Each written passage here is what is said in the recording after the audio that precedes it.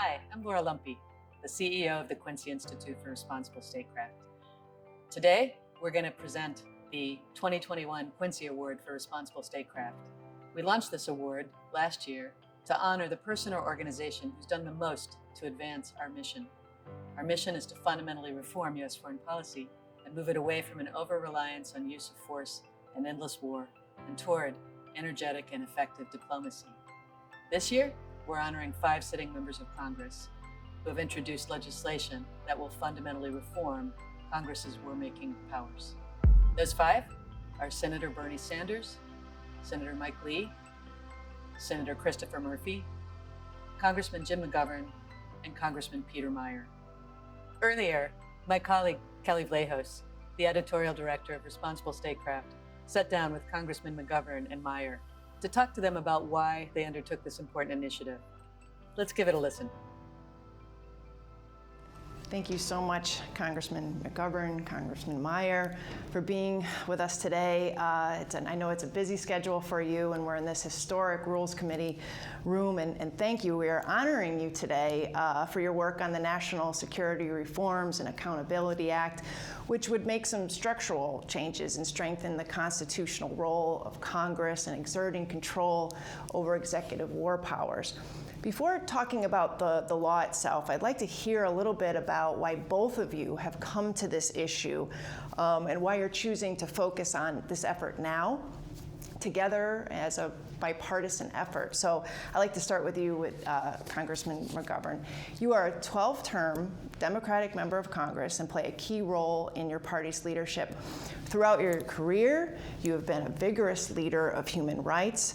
You have voted against military force in Iraq in 2001, and you have been a critic of the Afghanistan war and its protracted policy over the last 20 years.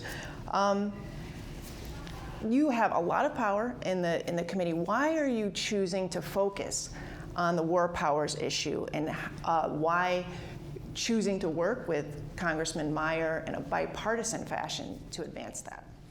So I think Congressman Meijer will say what I'm about to say, and that this should not be a partisan issue. War powers have been abused by presidents of both parties, and Congresses of both parties have sat back while the executive branch has usurped powers, and brought us into various wars and conflicts, some of which have gone on for a long time.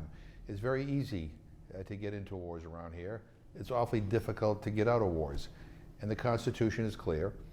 Congress has a vital role in war powers. And for too long, Congress has been content to sit by and do nothing. We stand on the sidelines and we cheer things on when things are going well, and we criticize whoever the president is when things are not going well. But we have forfeited our constitutional responsibility. And I think, the stars may be aligned. I mean, we have some good bipartisan cooperation. President Biden has said he's open to having, a discussion on this. I think that's important. But I think now is the time to do something. I think the American people expect us to.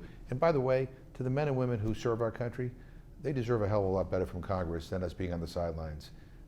We need to be engaged actively in the debate as to whether or not they're sent into harm's way. Absolutely. And in that vein, you came to Congress, Congressman Meijer. You're a freshman member of Congress, elected in 2020. You came to office after doing a tour with the Army Reserves in Iraq. And you've spoken quite passionately about how your service has informed your views on constitutional war powers and the ability for Congress to take these authorities back. Can you talk a little bit about that and why you have chosen to make this a signature issue in your first year? Yeah, well, frankly, this was an issue I ran on, and it's one of the reasons why I wanted to run for Congress, not just to message it, but to actually change it. I spent probably close to 3 years between Iraq and Afghanistan. I've lived on both sides of the blast wall. I've been a combatant and non-combatant, and my experience is, and I didn't necessarily realize this until I worked in Afghanistan, was that the failures I saw in Iraq were not unique to Iraq. They were part and parcel of the post 9/11 conflicts, and frankly of there being less accountability and that delegated authority to the executive branch. So I'm not pretending that things would have been, or that if this would have happened 2 years ago or 4 years ago or 6 years ago, everything would be fine. But just having Congress being forced to make tougher questions, having members of Congress forced to cast that tough vote, and not just saying, well, my hands are off, the president's commander in chief, and that's that. So as the chairman said, this is not a partisan issue. This is an issue about what was our founders' intent when it came to the balance of powers between the executive and the legislative, and specifically with war powers and emergency powers. How do we bring that back so that there is accountability? So we have room for emergency response and emergency action, but then once that immediate emergency has passed, have that legislative ratification, force that articulation on behalf of the president, on behalf of the executive branch of why they're doing it, and force Congress to make a judgment on whether or not they believe that. And if not, tell DOD to sharpen their pencils. This is how the body should work, not just casting all power into one area, but having that check and balance, that balance of power really be struck. Well, let's talk a little bit about the legislation. So the bill has 3 parts: war powers reform, arms export reform, and the national emergencies reform. Congressman, can you talk a little bit about how the war powers element will give Congress back the authorities it was granted in the Constitution? Yeah, it's really, well, anytime we send our forces into battle right now, obviously we can declare war. That hasn't happened in, close to four score, it's close to 80 years on this anniversary of Pearl Harbor today. So that's been a very long time since we've declared war. All the subsequent conflicts have been under an authorization for the use of military force, an AUMF. The post 9/11 AUMF passed, just days after 9/11. That AUMF has underpinned our actions in Afghanistan, in Syria, in Yemen, Libya, the Philippines. We have stretched that to close to 20 countries, right? Al-Qaeda and associated forces got very broadly defined. So our goal is that going forward, you have a time limit. You have to go back and renew that authorization. That Congress, should be judging whether or not those wars should continue as they are. The DOD should articulate it, and also trying to narrow those scopes. The goal here is not necessarily to end anything, but to focus on constraining and focus on articulation and accountability. What about the arms export piece? This is a huge issue right now. I know there are members of Congress who have been trying to leverage their authority against particularly the arms sales to Saudi Arabia for their assistance in the devastating war in Yemen. How would this bill address some of the structural issues that have prevented Congress from blocking arms sales? I believe that they've never been able to block an arms sale. Yeah, in order to block an arms sale nowadays, you have to have a supermajority to be able to overcome a presidential veto.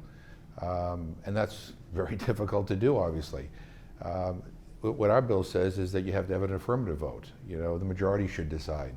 And I think what will happen as a result of that is that this administration and future administrations will consult with Congress and make the case why they are selling arms to whatever the country is, rather than just doing it and knowing that we can't do anything about it. We ought to have debates about this. We have voted many times to basically stop the sale of arms to Saudi Arabia, especially as their role in the war in Yemen. But it's like we pass it, but we don't have a supermajority, so it doesn't mean anything. So we ought to war making is not just about sending American troops to a particular part of the world. It's also about weapon sales, and this bill says that look, Congress has a role to play, and we ought to respect that role, and there ought to be more consultation and engagement. And I think if we did, the world would be a better place. Would you like to touch on the national emergencies piece of this quickly? Well, in the national emergencies, in the very same role, that there's that affirmation. Right now, presidents can declare national emergency, and it's frankly goes on in perpetuity, and there's very little that Congress can do. So, if arms sales are a way of getting around some of the military engagement restrictions under an AUMF, then the emergencies are a way to get around some of the current arms restrictions. So all three of them really come together. But the thing that strikes me is when I talk about what's in the NSRA, sometimes people are just shocked that that's not the way it is right now. Like, none of this is revolutionary. This is, do you think that Congress should approve of things? Yes. Should the president have unconstrained powers? No. Well, okay. I mean, again, this is not revolutionary. This is just trying to return a balance that has been lost in many decades. Did you want to? You know, I would just say, you know, Congressman Meijer used the word accountability in his first response, and that's what this is about, right? And he's right. Most people don't know that what we're talking about here is not the law of the land, is not being, you know, followed here. But this is about governing in a way that, quite frankly, is more responsible, where there's more accountability, you know, and it is also in the best interest of the men and women who serve our country. And as somebody who has been very concerned about human rights for my entire career in Congress, I mean, this is also a way to make sure that the United States stands out loud and foursquare for human rights. We ought to have these debates. There's nothing radical about that. And I don't know what, you know, on some of these things, you know, it's clear cut. On some things, you know, people have different opinions, but there ought to be accountability and there ought to be transparency. And this bill would ensure that. Do you get a sense that the timing is ripe for this, or what is it going to take to get your colleagues on board to pass this legislation?